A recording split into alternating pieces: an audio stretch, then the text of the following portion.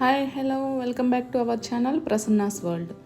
ఈరోజు ఇంట్లోనే ఎంతో టేస్టీగా క్రిస్పీగా అండ్ జ్యూసీగా ఉండే లెగ్ పీస్ ఇంట్లో ఎలా చేసుకోవాలో మీకు చూపిస్తాను.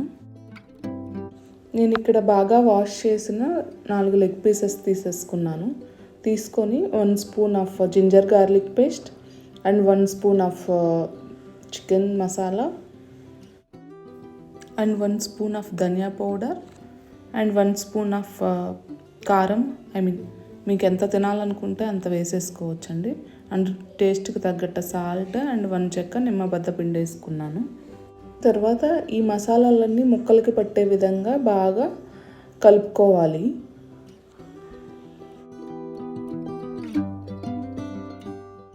తర్వాత 2 స్పూన్స్ ఆఫ్ కర్డ్ యాడ్ చేసేసుకొని బాగా మిక్స్ చేసేసుకోవాలండి కర్డ్. తర్వాత మనం 20 మినిట్స్ ఈ చికెన్ని మ్యారినేట్ చేసుకోవాలండి. అప్పుడే మనకి మసాలాలు అవి బాగా పడతాయి ముక్కలకి. 20 మినిట్స్ తర్వాత 2 spoons of rice flour and 2 spoons of maida. మీరు బేసన్ అయినా యాడ్ చేసుకోవచ్చండి, అది మీ ఇష్టం. తర్వాత 2 స్పూన్స్ ఆఫ్ ఆయిల్ యాడ్ చేస్తున్నాను. ఆయిల్ యాడ్ చేయడం వల్ల మనకి క్రిస్పీగా వస్తాయి లెగ్ పీసెస్.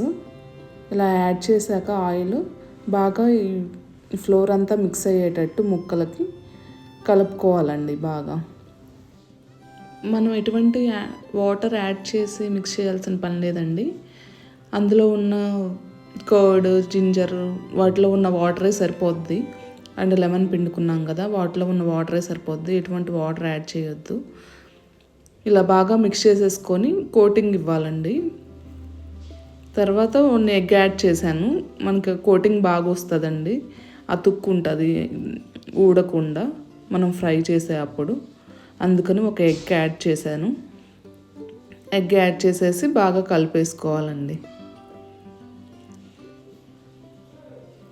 తర్వాత ఒక ప్యాన్ పెట్టుకొని ఆ ప్యాన్లో ఒక 2 or 3 స్పూన్స్ ఆఫ్ ఆయిల్ వేసేసుకొని మనం లెగ్ పీసెస్ వేసేసుకోవటమేనండి.